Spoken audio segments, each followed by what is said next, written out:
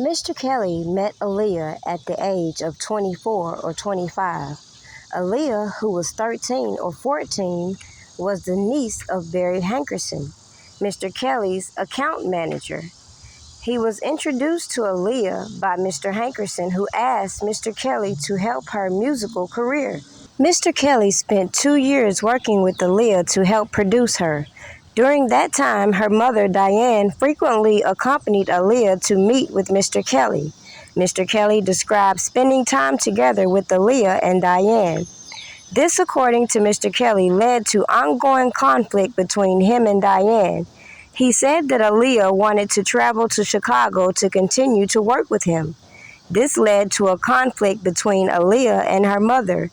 Aaliyah eventually traveled to Chicago against her mother's wishes. Mr. Kelly saw Aaliyah in Chicago, which continued to cause conflict between Aaliyah and her mother. He said she wanted to get married. He described feeling like he was in trouble because she was already in Chicago, which was against her parents' wishes. He told her if they married, she had to go home. They married in a hotel in Chicago. She then went home. Mr. Kelly said the marriage was annulled 3 days later. Mr. Kelly said he never had sex with Aaliyah. He said the relationship would have been different if Aaliyah was older. When Aaliyah returned home, she phoned Mr. Kelly. He said they were both crying on the phone. The phone call ended when Aaliyah's parents hung up the phone. That was the last time Mr. Kelly spoke to Aaliyah. Publicly, throughout the years, so many journalists have tried to get Robert Kelly to speak on this situationship with Aaliyah. And he always maintained out of respect for her, he would not comment on the topic. Yet as we see with this PSR report, it should be a little obvious as to the things that I'm about to point out and how a simple communication flaw with him could have made him feel like what he was doing was justified. Yet, make no mistake, there is no excuses for people justifying poor behavior or decisions. But when it comes to official charges, I have maintained that when it comes to Aaliyah and the bribery charge associated with her, I don't feel that Robert Kelly is guilty. Thank you. If the next question is something negative out of your mouth, with all due respect, that's exactly what I'm going to do. Okay, a couple of things. One, there's going to be no negativity. I'm just asking you questions. Well, I know the difference between a negative question and a positive one. So if I think it's negative, I'm going to walk. I'm not going to ask you questions. With all due respect to all of you guys here. I won't ask you questions that are framed in a specific way, one way or another. I'm asking, yeah. I understand this is your job. So let's talk about your lyrics for a moment, okay? So would you say that you have a healthy relationship with sex? Sex is mentioned frequently in your lyrics. In many of the songs you talk about having sex with women, multiple women. Would you say that you have a healthy relationship with sex and that is reflected musically? I would have to say this. I did not come here to get interrogated. I didn't come here for a deposition. You know what a deposition is? I'm very aware of what a deposition is. I'm asking you about your music. You should agree with me when I say that this sounds sort of like a deposition. I think it may be the accent, but no, I'm asking you specifically about your music. I didn't even hear your accent. I only hear your English. It's I'm not paying attention to your accent. I'm only paying attention to the English that comes out of your mouth. I'm asking you about your music and your lyrics. This is a deposition. This is not about RKelly. This is not about music. This is not about someone who works hard on his music, who has an album out. This is about trying to interrogate me, and this is about, disrespect. And I'm going to sit here. Mr. Kelly, I don't believe I'm disrespecting. Mr. Kelly, I don't believe I'm disrespecting you. I asked you a very specific question about your lyrics. Your intelligence, not mine. I asked you a very specific question about your music and your lyrics. Well, if you don't think you're disrespecting me, then that's just, like I say, the level of your intelligence. Not mine. Okay. But I respect it. I'm going to ask about I respect that you have a job. I'm going to just go to a comment from... Do you drink? Do I drink? Mm-hmm. Yeah. Do you get drunk? Yeah. You fall all over and not know where you're at? I don't understand the line of questioning, but no. I see, exactly. But it ain't positive, is it? It has nothing to do with your job, does it? But I'm asking you specifically about your music and your lyrics. No, that has very much about your job. My personal life. Or, which has started started with all due respect. Actually, no, this is a great point. No, it is. Your personal life has started to interfere with the way that people consume your lyrics. Right, I sent you some messages there about that. You're here to get ratings, and I understand it. I respect that. No, but you won't be getting them off me if you're going to interrogate me. I'm not interrogating you. Talk about something positive. Let's bring in I'm in New York. I'm having a great time. I'm finna go visit some friends. I'm finna do some more business. I'm finna have a great time. I didn't come here for you to spoil that. One more question. You're here to promote your album. One more question. I have one more question. Yeah. What do you say to the multiple fans? The many fans who are watching and listening that say there have been multiple accusations against you, against young women in Chicago, and they are concerned about your past, and that's impacting them from purchasing your music sales. I love them all. It doesn't matter who they are. If they hate me, they love me, they want to destroy me, whatever, I love them all. And I love you too. You don't need to give me any of your love, sir. I love everybody. You really don't need to give me your love. I just wanted to ask the question, what do you say to the... What do you say to the fans, your fans who don't want to buy your music? I'm not going to allow you to do that, but I love you. I love my fans. Okay, I have a video question for you from a fan. You don't have no video questions for me because this interview is over. Okay, well, Mr. K, I thank you very much for coming to our post. I'm not answering my questions. Thank you so much. But thank you for being here. Thank you so much. Thank you. You don't have to comment on my appearance, sir. I've heard quite a few mainstream media journalists compare RKelly and Epstein, and it's very interesting because the comparisons are the very things that stood out to me when it comes to all these accusations that have swarmed around Robert Kelly and the hypocrisy within the black community. The major talking points that I've brought to my audience have been overshadowed by a whole lot of nonsense, and why I can't take some of these conversations serious when at the end of the day, a lot of these narratives that have been put on these platforms have been strategically done in a way that lets you see the bigger picture that I've put on display. No matter how much reasonable doubt I gave you to contradict the charges at hand, all these people wanted to come on these platforms and do quite the opposite. So it should be very clear where I'm about to go with this video and why I never took serious any of these people on YouTube.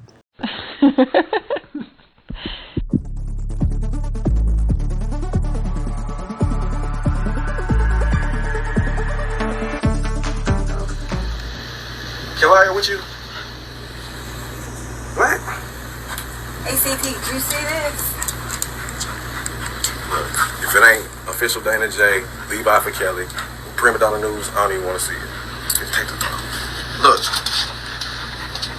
you got some weed? Dang. Gotta get some. All right, hurry up.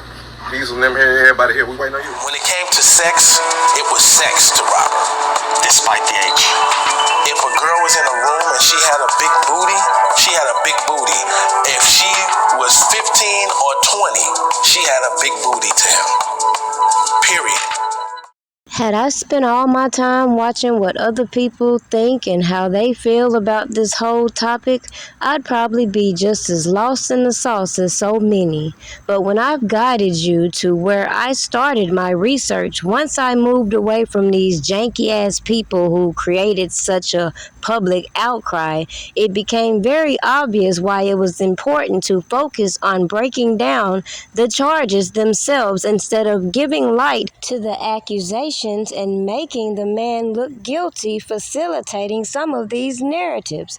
But you can't reason with crazy, especially when most of these people on these platforms have selective amnesia and tend to forget how a lot of these interviews were started on YouTube and how a lot of these people gave previous interviews to these major platforms that put the spotlight on Robert Kelly. So common sense should tell these people that listen to these videos that people within this man's camps were feeding information to the parents and to law enforcement. It doesn't take a genius to figure that out. It also doesn't take a genius to figure out the motivation behind these people feeding these stories to these individuals. With that being said, clearly the purpose in individuals such as myself documenting all that I've saw put on these platforms came with good purpose. As you can take note, if you go on to IG, a lot of information that was being fed on a page called RKelly Saga Facts has disappeared. And if you ask me, I believe it was some of these individuals who came to YouTube. So posing a question on to you, if the Court of Appeals were to impeach all these janky-ass testimonies we heard that were obviously contradicted in this PSR report given to Robert Kelly, how well do you think the so-called evidence they presented in court will hold up by itself, considering, in my opinion, majority of these testimonies is what secured this conviction because the evidence just didn't add up? For example, when you watch these people take bits and pieces of the documents and try to spin their own narratives, let's look at it from an objective point of view. So let's say that Robert Kelly said that he married Aaliyah, as they want to point out. And let's think back to this guy, Rocky Bivens, who got on BBC and said he was at the ceremony. Well, let's think about it. What validates a legitimate marriage? Is a so-called ceremony all that it takes? Or does it also take you consummating your vows? Does it also take you getting the official paperwork? And if you had the official paperwork, why would it be necessary to bribe an official for janky-ass documents? Make this shit make sense. And it's funny they want to skip around how Robert Kelly said out of his own mouth that he did not have sexual relations with Aaliyah because of her age. Yet they've built this whole case surrounding this man being a quote-unquote pedophile, even though they could not produce not one child. So let's think back on Demetrius Smith's testimony, which should be up for question, along with this lady by the name of Angela, aka Javante Cunningham. For the simple fact, if this man said he didn't have relations with this woman, how can Demetrius Smith go out here and say that he believes she was in trouble because she was pregnant, and all these people come up with this abortion story, and then they come with this, he went and got this marriage annulled in a whole different state? I just can't make this shit up. But here go the gag. When it comes to the individuals this man clearly had a relationship with, such as his wife, Andrea Kelly, it clearly tells you that he began dating her at this point. But then when you go to all these Jane Does, they want to go to he met them at this age, he met them at that age. Like, what the hell does it matter what age he met them? Can you prove physical contact? And the answer was no. Period. So at this point, all the slow people gonna have to excuse the hell out of me that I never ran with none of these idiots on the internet trying to make a sexual relationship into fruition, making all these janky ass recordings, trying to put certain people in certain situations when at the end of the day, the charge was bribery, clear and simple. And it's very obvious Robert Kelly didn't bribe nobody. Therefore, that conviction should be overturned. Okay? Parents, when you knew that's what he was about to do, why didn't you call them? All right. This is where. All right, let me tell you. I didn't call the parents. I worked for Robert. I worked for Robert Kelly. Listen to me. I worked for Robert Kelly. Okay. This just happened, and we get to Chicago. I talk to Daryl. I say, man, what are you doing, man? He can't do this, man. I'm supposed to call Daryl, but my loyalty was to Robert. Right then, I didn't know he was sleeping with him. Well, you knew he was about to marry her. You knew it was uncomfortable, that it was illegal. You knew that she was minor. I mean, it was an uncomfortable situation. Are you a father? At that moment, yes, I am. So, yes, I am. Do you have a daughter? I have remorse. I have remorse for that, man, so much. It was a bad decision. I made that. I'm not a perfect person. Sex to Robert. despite the age. If a girl was in a room and she had a big booty, she had a big booty. If she was 15 or 20, she had a big booty to him.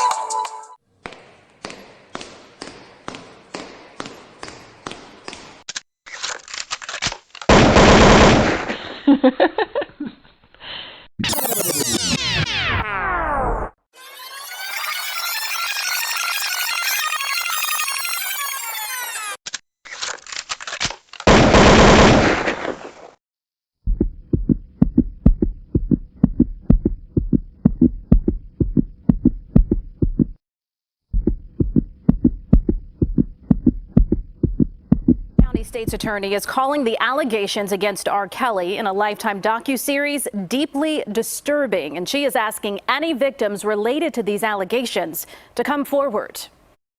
What I will say is that if we are going to take these allegations seriously, it requires, this isn't one of those situations where it's just forensics. We need actual witnesses and victims to have the courage to tell their stories. This news comes as sources say the entertainer is being criminally investigated in Georgia. The investigation was launched over the past few days and is directly connected to the docuseries. RKelly has denied all the allegations against him.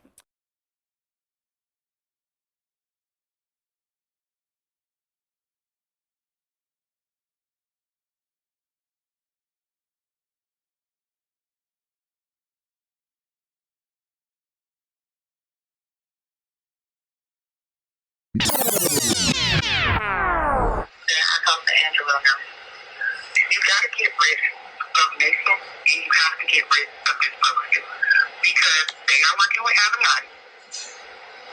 This was a whole, like this Zelle Pay thing. They knew about this from like weeks ago, like they've been planning this. I know you don't probably want to listen to me, but please, you cannot let him do this interview on Monday. Like all of this stuff is a plan to just like put you apart and make shit worse. Cannot let who do an interview?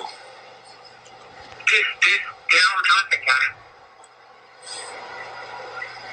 The guy who's supposed to be like the publicist or whatever. Rip me apart how? Get you away? Rip me apart how?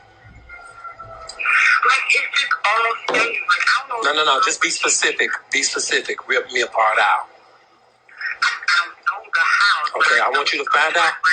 I want you to find out how and let me know. We did our job. We brought the information to the public. Surviving RKelly went off. We kept that shit going. We got bus drivers. We got police officers. We got assistants. We got friends. We got people to lie. We got the storage. We got motherfucking video, audio. We got the storage. We got motherfucking video, audio. You ever seen Asriel at my house? You ever seen parents at my house? Really? Now, I gave him RKelly's jail records. Ask him how he got RKelly's jail records. Ask him how I got the emails between Asriel and RKelly. So you mean to tell me I don't know what the fuck I'm talking about? The article state that the other person was in trouble. It did not. It did not. And there's a reason for that. There's a reason for that. You think we don't know? And I'm not saying that they can't pull no shit, but what I'm saying is I'm talking about the article at hand. There was a reason why the article didn't say what it said. And for people to make all these assumptions and oh boy, to be a lawyer, you should know. If the feds got something, they ain't gonna announce it. They already got it. And if they gonna do something with it, they gonna do something with it. Ain't gonna be no reporter letting people know ahead of time what's going on. When you hear Fed investigation, everybody know that. Guess what? You hear after they've made arrests, okay? You hear after that.